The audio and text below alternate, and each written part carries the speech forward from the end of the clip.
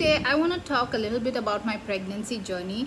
My road to conception was kind of a difficult one, so I just thought that I would just share the things that I've been through so that it would help all those who are trying to conceive and also those who are waiting for a big miracle in their life. This could be helpful because these are just few things that I learned in my pregnancy journey, so I just thought I'll share them. I have been making this video for so many days now. I just am not able to fit everything into a small segment video, so I just thought I'll make it two parts.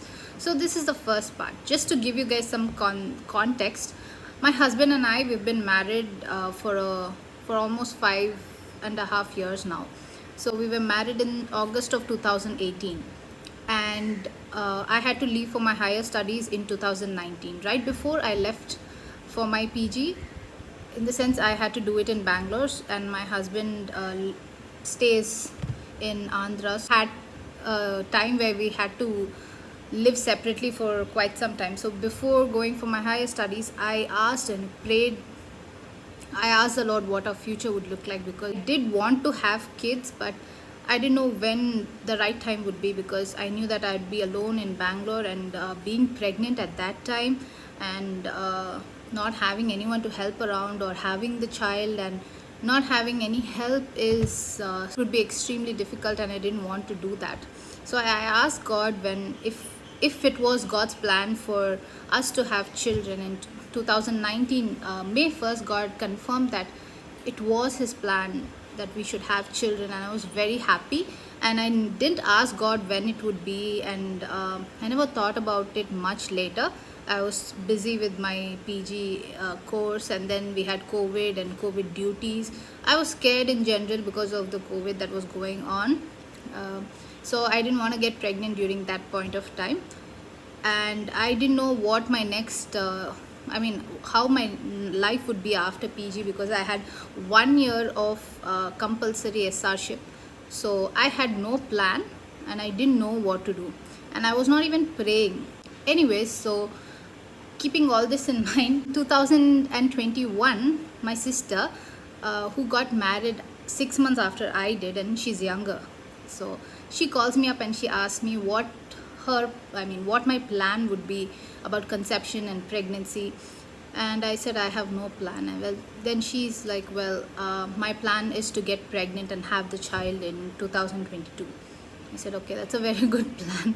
But right now I had no plan, because I was in the final year of my post-graduation, and I didn't know where I would be posted for my SRship, and it would be really difficult to be alone and pregnant. That thought was extremely scary for me. I don't know why. So I told her, you go ahead with your plan. And I never thought about it so much. In 2022 Jan, my sister calls me again, and she's like, now at least you have to tell me what your plan is. I'm like, I don't have a plan. I really didn't have a plan, and I told her the same thing. And this point I was irritated because she already has a plan. I told her to go ahead with her plan, but she somehow kept insisting that I should tell her my plan.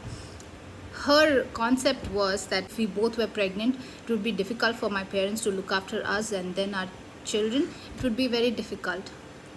I mean, at the same time, it would be difficult, and I totally agree, but I really didn't have a plan. So she's like, you know what, you're not going to tell me, I have to go ahead with my plan. So just make sure that we both don't get pregnant at the same time. I didn't even have a plan. I'm like, you know, please go ahead with your plan. And then after that conversation with her, I thought, you know, at least now I should pray and ask God what His plan is in my life.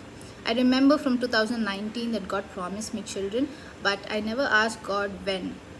So the first thing I heard God speak to me in Feb of 2022, when I started praying for my pregnancy, is to pray for my sister's pregnancy and pray that she'd get pregnant before me.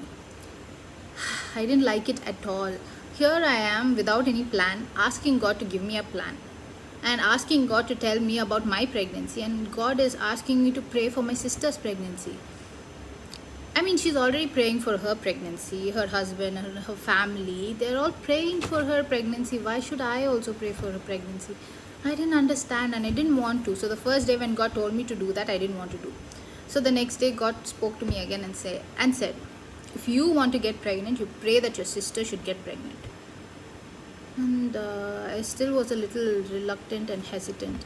And then God told me God reminded me of a lesson He taught me so many months and years back.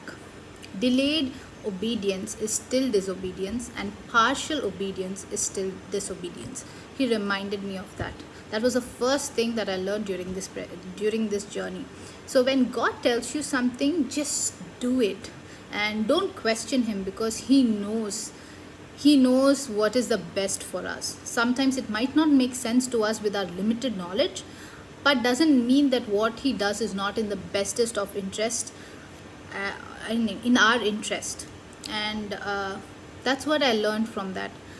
Now, why am I saying this? Is because my sister did eventually get pregnant, but she had some complications, as in she had some spotting, and they did a scan, blood test, and they told that it was a weak pregnancy, and that she had to take a lot of injections and all to continue the pregnancy for till viable gestational age, and also later she had to take a lot of injections till her delivery. So it was kind of a rough pregnancy.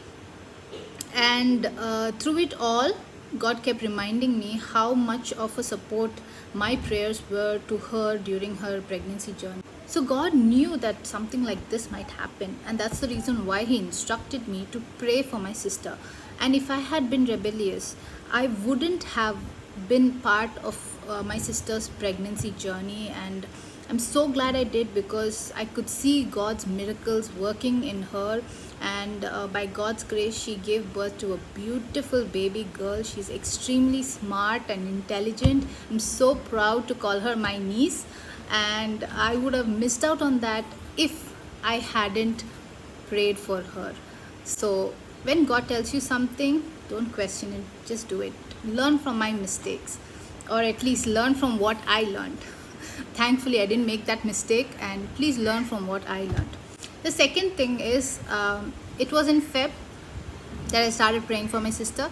In March, I thought, I will pray and I'll ask God this time. And when I started praying this time, I fasted the whole month of March, asking God for guidance.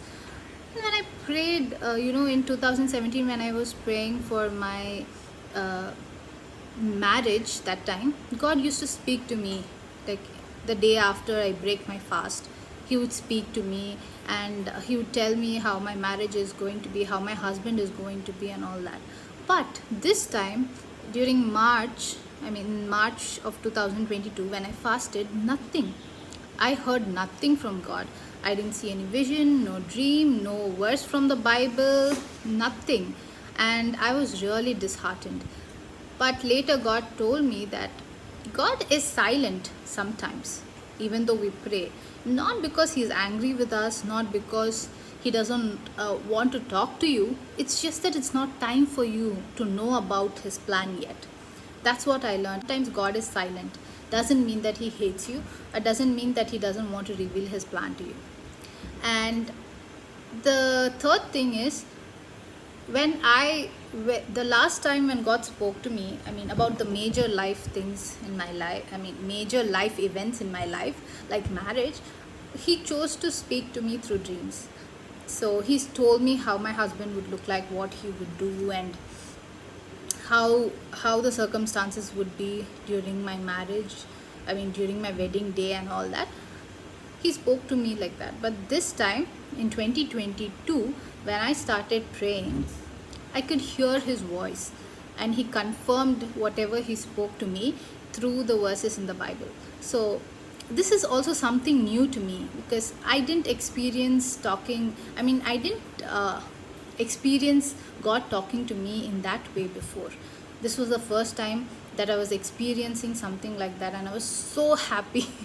I was so very happy. So that's the third thing I want to tell you. Sometimes God speaks to us in one way, and the other time He might speak to us in a different way. So we cannot keep expecting, or we cannot keep thinking that this is the only way that God would talk to us. He might speak to us in a different way, and we should be open to listening to His voice and listening to His plan and will in our life. So guys, that's all for today. There's part 2 coming up, and I know it's a really long message and really long testimony. I really hope that you could learn something. God bless you guys.